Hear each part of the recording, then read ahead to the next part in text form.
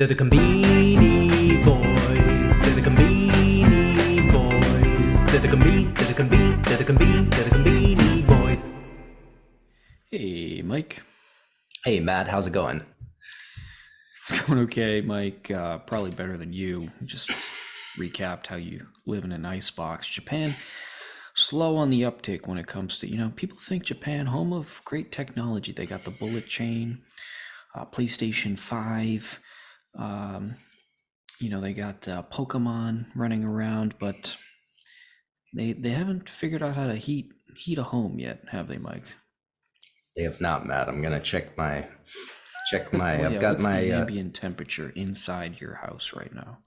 Let's see right now. So in the kitchen here, I've had the heater on for about 3 hours, and it is now. It's almost getting to 60. So with the heater on. The heater on. How cold are we talking? A room that, like the bat, we talked about this, when you got to take a shower, you gotta steel yourself. Yeah. For that, how cold are we talking about in a room like that? You think it's low 50s? Oh no, I think it's 40s.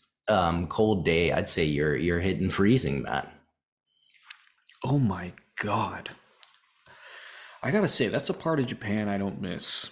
And that we all become acclimated to heating our tatami rooms dressed in paper wallpaper with open flames, kerosene heaters. It's outrageous. I have no idea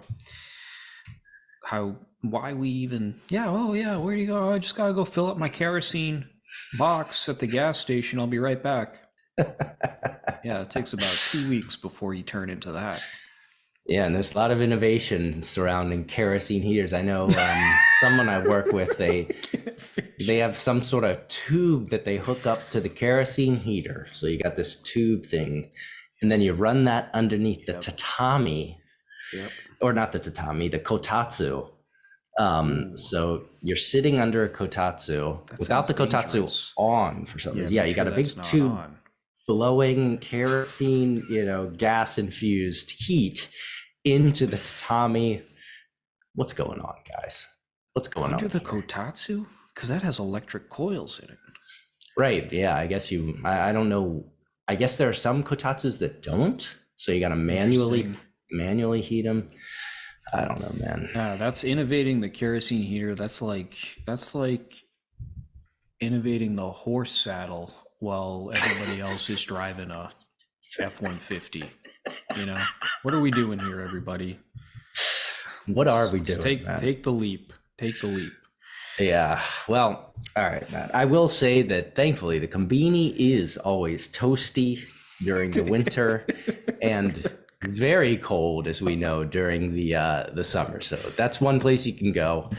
Matt, speaking of the Conbini, this week I'm happy to say, Matt, we've got a good old-fashioned regional campaign, Matt, and I know we're both super excited about this one. Matt, what are we talking about? Well, we're at Family Mart, Matt, and we're having the Karaage Don regional tournament. So what's going on here, Matt? From 8 regions throughout Japan, we've got 8 entries, and these are going to be released regionally, and then the winner with the most sales is going to be released nationwide. And Matt, you pointed out a very interesting point about this campaign. This is not just karaage, that's fried chicken, don like something on top of rice, or like a fried chicken rice bowl. There's something special about this, right? What is going on here? Yeah, Mike. So they're not just featuring chicken karaage. They're featuring plant-based chicken karaage as well. So each of these dons has 2 types of karaage in it. One is your standard karaage made from real chicken. The other is a plant-based version that they're calling nazo kara. Nazo kara. Nazo, it means like mystery. Which doesn't seem like a good idea to essentially call it mystery meat. They've trademarked that. They got the little R with the circle around it. So they're leaning into that play. They even changed the kanji so that it shows a question mark instead of the standard double slash thing above the swoosh. Those are all the technical terms for the kanji strokes there, by the way. So I think this is pretty interesting, Mike, because one, you think of like these plant-based meats like they're meant for vegetarians, although I've seen vegetarians not so into them because it's too realistic. It tastes too much like meat. That's what Karen thinks anyway. But here they're side by side with normal chicken. So these aren't directed at vegetarians, I guess, unless you're dating one and one can have the chicken, one can have the nazo, the mystery chicken. Yeah. I don't know how that's going to play out. I do like the idea that you can compare and contrast side by side. Yeah. You know, how good the plant-based chicken is versus the actual chicken. However, the flavor is going to be different because each one is dressed up with a different sauce or seasoning. And so these are two very different items on the same don. Yeah. But very interesting. There's a lot going on here, Mike. Yeah, very interesting. Like you said, interesting that this isn't directed at vegetarians. Maybe they're just preparing us for a future where we're not going to be able to have meat in Japan anymore. This is part of the training. Maybe this is like a training exercise. Yeah, Soylent Green is people, Matt. That's what we got. All right, so here we go. All right, Matt, let's see our entrants from each region of Japan, Matt. Starting first in Hokkaido, we've got the shio, the salt zangi. Zangi is a special sort of karaage style that they make up there for the salt zangi, karaage, chicken, yaki meshi. So a lot going on here, Matt. We've got karaage and this nazo kara on top of not just plain rice, but fried rice. So that's pretty interesting. Yep. All right. Then Matt, from the Tohoku area, we've got the. Wait, did that say it was on chicken fried rice? Oh, yeah. Maybe it is chicken fried. They're sitting on. Yeah. This is bizarre. So they got the fake chicken. It's also sitting on chicken fried rice. With an egg in the middle there, Matt. That is a. All right. We got Tohoku area, and we've got the ginger onion fumi, so like scent. Yep. Karaage sweet and spicy sauce, Matt. This one is looking very sweet and spicy. Again, that looks nice. It does look nice. The Tohoku area, Matt. We've got the Kita Kanto area. So this is the northern Kanto area. We've got the soy sauce karaage and the sweet vinegar ginger taru nazo karadon, Matt. A lot going on here. I like the sound of that. That sweet and sour ginger taru sauce on the mystery meat chicken. Oh yeah. Wow, that's quite a scene. Yes. All right, going on. Oh boy. Dashing we've got chef too. Oh yeah, very handsome man. Okay. Going on, Matt. Now we've got the southern Kanto area, and we've got a banger here, Matt. We've got the dashi, so Japanese fish stock, karaage, and yuzu kosho nazo karadon. So a lot to like there, Matt. I will say, it seems we've got some bonito flakes going on here, which you would not assume, and just an egg yolk, a raw egg yolk in the middle, but very interesting. All right, going on. We've got the Chubu and Hokuriku. Hey, that's where we are from, the area. And what do we got here? Hey, just a sweet sauce karaage and nazo karadon. Very simple, Matt. Very simple. Yep. From the Kansai area, we've got something special here. We got the hiden no tare, so some sort of like secret special sauce, and the karaage nazo karadon, Matt. This is, what the hell is going on over here? Okay, we've got... Looks like that secret sauce is mayonnaise.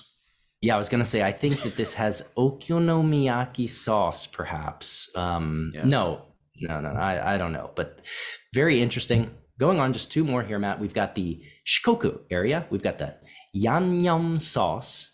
So that's like the chochang sauce or chochun sauce, the Korean sort of spicy sauce. Gochujang sauce with the, oh no, here we go. Okonomiyaki sauce, mayonnaise, nazo ben. Matt, this is a lot going on here. Korean and okonomiyaki inspired. Yeah, this. I feel like we're just reading off pantry items. I know. All right, let's go. All right, finally. Ooh, there's a strong contender. We've got the salt karaage and nazo kara namban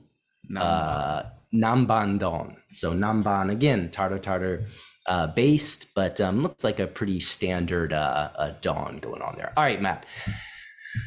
We talked about a lot of pantry ingredients, as you said. No. Looking back over, what strikes you as a strong contender to take this one?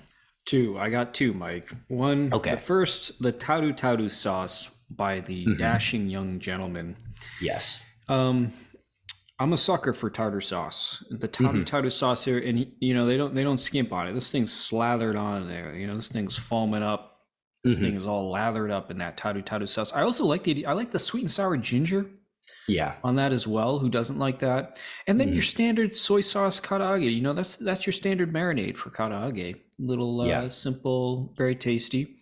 And then the other one is right below it there, Mike. This is that banger you were talking about, the dashi tori karaage plus, and here's where it got me, yuzu kosho. Oh yes, nazo kare don. I like yuzu kosho. Who doesn't like yuzu kosho? Yeah. There's a lot going on here though, Mike. It's got the bonito flakes, as you mentioned, so it's got those dancing fish flakes on top, and then that raw egg, making it almost impossible for a vegetarian to enjoy this item. But I think these are probably the two most compelling for me, and I think they'll go. If I had to pick a winner out of those, I'm going to go with. It probably wouldn't be my choice, but I think the winner is going to be the yuzu kosho with the bonito flakes. Got it. Okay, Matt, I'm right there with you. The one that I really thought looked great was this dashing young gentleman with that's the northern Kanto area. That would be my choice for the winner. I love it. It just looks so great. And then you also have some vegetables in there, which is nice.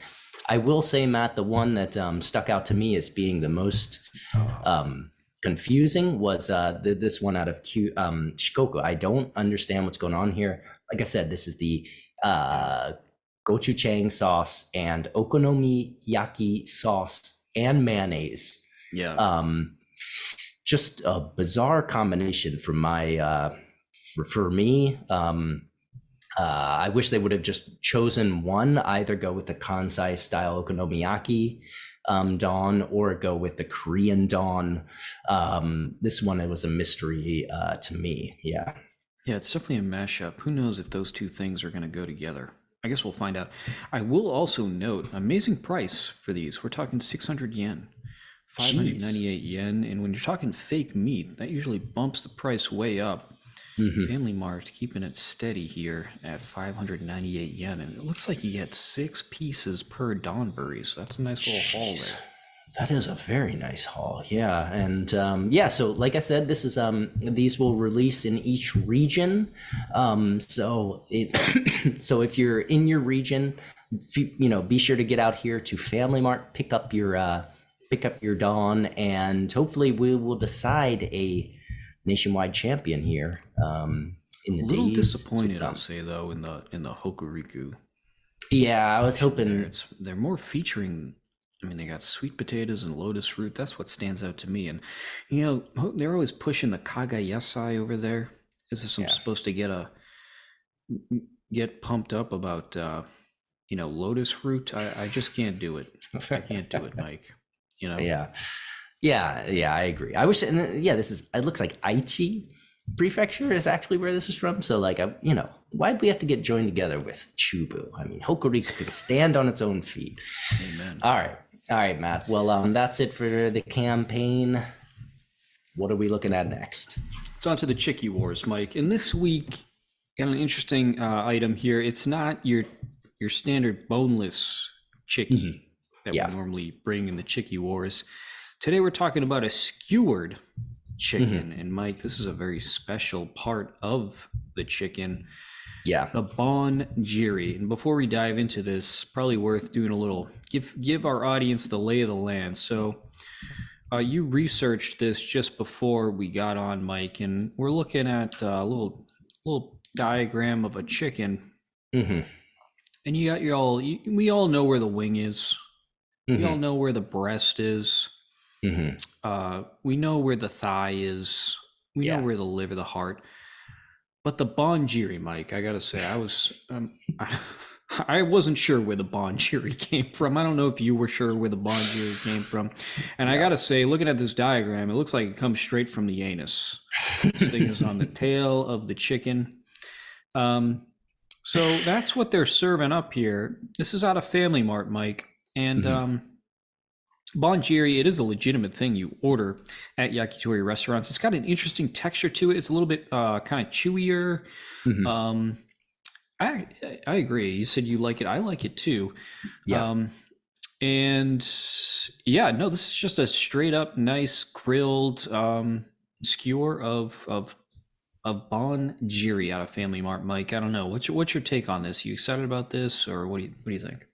Yeah, I mean, it's a pretty standard, although it's a strange, part of the chicken. It is a standard, like you were saying, item if you're going to get yakitori. So, not too surprising. I will say, this was the only chiki we had this week. Yakitori is pushing the limits of chikis, but it's good to see some yakitori every once in a while. I'll probably get it. Like I said, bonjiiri, even after we did that research, I still am not sure what it is. I know that I bought a Costco chicken the other day and was, completely ripping it to the last shred. And maybe I ate some bonjiiri. Nice. I don't know, man. But tail meat is what they say. But yeah, it is nice. It's nice. It's chewy. It's got a nice texture to it. I am a fan. All right, well, that's it for the Chicky Wars this week, Mike. What do you say we head to the new item scoreboard? Sounds great to me, Matt. So yeah, hit you with some numbers this week, Matt. Family Mart 49, Lawson 29, 7-Eleven 94, Mini Stop 21, Daily Yamazaki 10, Seiko Mart 7, and New Days 20. What do you think? Looks like everybody has settled into 2023, Mike.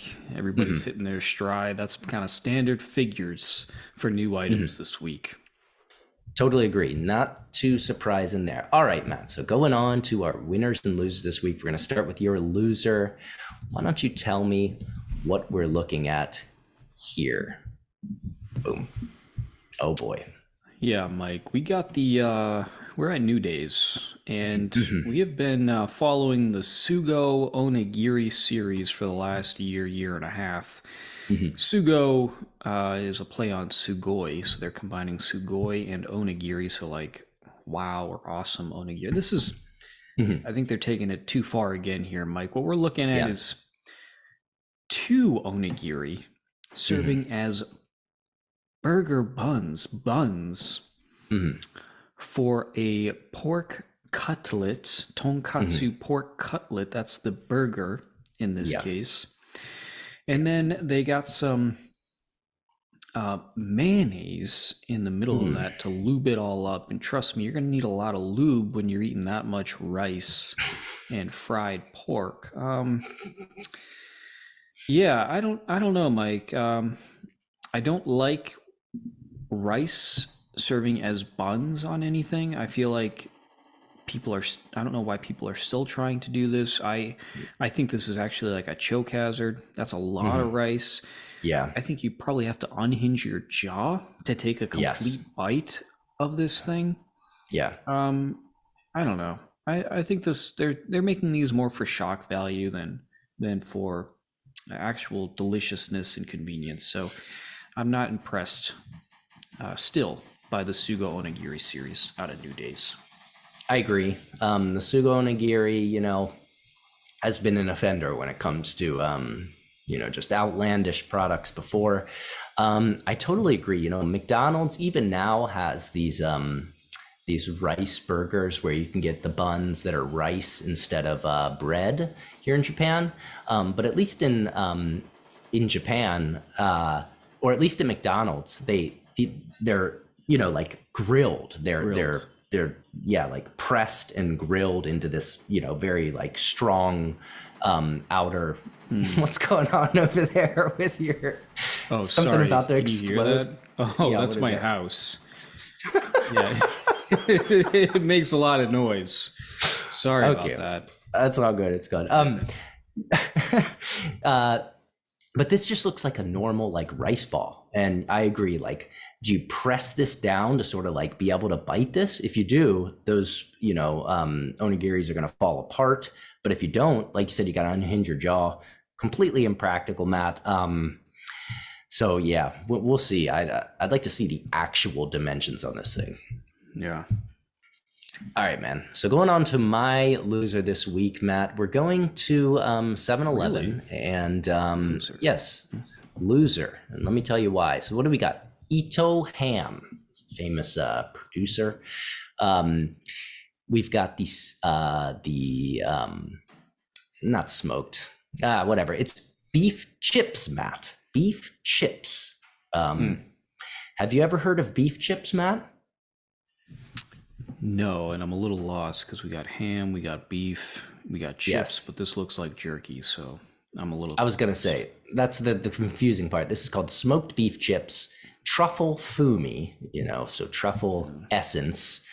And the problem is, Matt, this is just beef jerky. Like on the package, you're seeing, beef chips, these truffles, some beef, but then you look at the actual product. I mean, that's just beef jerky, right? It's beef jerky, yeah. Am I missing something? Is there something called beef chips that I'm not aware of? No, Have you ever heard of? That's definitely beef jerky. Yeah, unmistakably. Yeah, it's just beef jerky. You can't like take like potato chips and call them like potato, Carrots. Yeah, no, it's just beef jerky. It's a thing. You can't rename it. So that was my problem with this one. It's beef jerky, smoked beef jerky with truffle essence. That would have been fine. What's with the ham though? Why is that the name of the company, that Ito Ham? Yeah, Ito Ham. Oh, Yeah. Okay. Right. So it doesn't have anything to do with ham. I don't think so. Who knows? I don't know. I feel like this is a mystery meat over here. I was gonna say this is nazo trademark on this. Family Mart should license this to 7-Eleven. Also, whenever I see that fumi, that fumi, I'll tell you what, man, people are getting away with a lot with that fumi there. That's protecting a lot of lawsuits, because I gotta believe they got like a half pound of truffles painted onto that bag there. I can tell you how many truffles are in there. Zero. Yeah, it's one sneeze is worth of truffle in there. I mean, yeah, they got Walter White back there cooking up that fumi. Fumi itself is a nazo, it's a mystery word. I agree, because like, why can't it just be flavoring? It's got to be fumi, They should, essence. Whenever you see fumi, you should just sub in nazo. That would be a much closer description of what you're actually about to deal with, because it's like truffle. Really? Yeah. All right, man. Okay. Well, going on to our winners today. I'm excited to see what you picked up. What is your winner this week? Yeah. So I got some Noko tonkotsu ramen here, Mike. Got a 7. I'm sorry, Lawson, not 7-Eleven. It's out of Lawson. Actually, Lawson has several ramen running this week. All look pretty damn good. Mike, I'm getting old. Yeah. And every day that passes, tonkotsu, the pork-based ramen, gets a little more and more out of my league. It's a young man's game, eating tonkotsu ramen, because it turns your insides into a war zone. And but I gotta say, and I hate to say this because I thought of this before you walked me through how cold it is in your house, but I was thinking it would be really nice to have a hot bowl of ramen. Oh, It's so yeah. good in the wintertime, especially that kind of thick. I mean, summer is a great time. You don't want to go anywhere near the pork ramen in the summer. You want your No. shio ramen, you want your shoyu ramen in the Mhm. summertime. Keep it light, keep it steady, ladies and gentlemen. But in the Yeah. wintertime, it's okay to go heavy. And Yeah. you're not leaving the house. So if you got to rock the bowl for 15, 20 minutes, no problem. So that was my winner this week. This looks really good. It's got like this big, thin slice of chashu on top. It's got some nice menma in there. Mm. It just looks really good. Does look really good. That chashu looks nicely thinly sliced but juicy. This just looks like a great bowl of ramen, Matt. I was gonna say you're exactly right. During the summer, you get one of these, and whoa, watch out. But in the winter, it's almost like putting some coal and lighting it in your stomach. It can keep you warm. And like you said, if you have to spend a good amount of time on the toilet in Japan, that's hey, that's great. That's one of the few places in your house that are actually heated 24 hours a day. So I totally agree. This is a utility item during the winter, and just looks delicious as well. That All is right, funny Matt. to think you're more likely to encounter a $3,000 Neo-Rest toilet with premium heating than you are central heating in Japan. Yeah, by like a huge margin, 99.999%. Yeah. Good God. All right, going on to my winner this week, Matt, and it's just a fun one. Hey, man, we're at Lawson, and what do we got? We've got Dragon Quest Tact Slime Water, and here we've got some Ramune Fumi, Matt. Again with the Fumi, but when it comes to beverages, I'm a little bit more forgiving, and I will say, Matt. So what do we got here? Everybody knows Dragon Quest. It's a internationally known, property. And what's the thing when you think about Dragon Quest? You think about those slimes, those cute little blue slimes, Matt. And what we've got here is we've got those slime colored waters, and then with the Lamune Fumi in there, basically what they are is like slightly flavored waters, which is a thing that has gotten sort of popular in Japan in the past couple of years. You have like the essence, the orange essence water, or the strawberry essence water. Here's a good use of the essence. And so I think it's just a cool item. I think it's the sort of thing you walk in the konbini, you see those those Dragon Quest characters you love, and that blue water is pretty interesting. You think like, hey, I want to try that. I want to drink a slime. What does a slime taste like? Well, now you get your chance to try it out. I will say you're paying a premium for that Dragon Quest. That's just basically water with some sugar in it for $175. But all in all, pretty fun, little cute item. So that was my winner for this week. Yeah, we've talked about this. I think America is missing a big opportunity to license character images and celebrity images onto convenience store products. Like, why can't we get the Taylor Swift Coca-Cola or the Minion Gatorade or something like this? It just seems like a missed opportunity. Surely these are going to be hot off the I bet kids are going to love this. Yeah.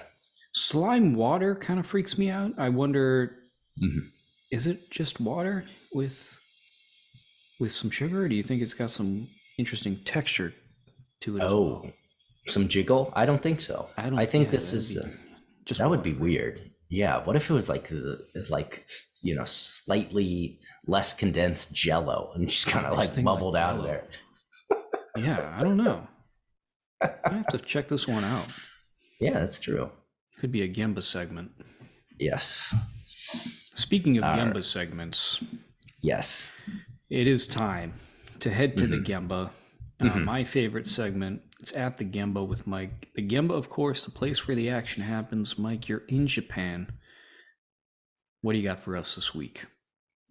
Matt, I'm not going to beat around the bush. I'm going to show you right now. So we got a new family, or a new chiki. This isn't officially a family chiki, Matt, but it's it's pretty much a family chicken. And what is this? This is the red barbecue chicken.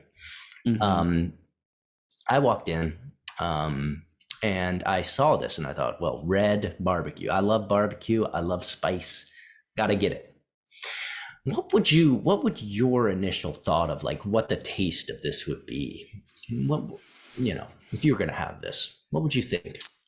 Well, what comes to mind would be like a smoky, like a barbecue flavor, like something American barbecue chicken wings, smoky, maybe a little heat, but maybe not, but mostly smoky, I guess. Matt, you truly are a legend, because that's exactly what it was. It almost tasted like, it didn't have much heat to it. It had that smokiness, and it pretty much only had that smokiness to it. I was surprised. It almost tasted like a smoked sausage. This is chicken, but it tasted like an American style barbecue smoked sausage. I don't know if that's, I was going to say, I don't know if it's good or bad per se, because, you're expecting to eat chicken, and it was strange to think you're eating just an old fat sausage, smoked sausage. So I don't know how to rank this one, Matt. I'm going to give this, hey, we were talking about nazo. I'm going to give this 5 question marks, Matt, because this is, I still don't know how to feel about this. I've had it a couple times now, and each time I just think it's just like eating a sausage. But you've gone back for it. I have, but because of the nazo factor. Yeah, I don't know, Matt. It's more of an investigation than you're delighting in the flavor. Exactly. Both. It's both, I guess. Yeah, it's a mystery item. So yeah, I don't know. I've never had anything like the conbini before. So I guess that's good. Like I said, 5 question marks out of 5 question marks this week.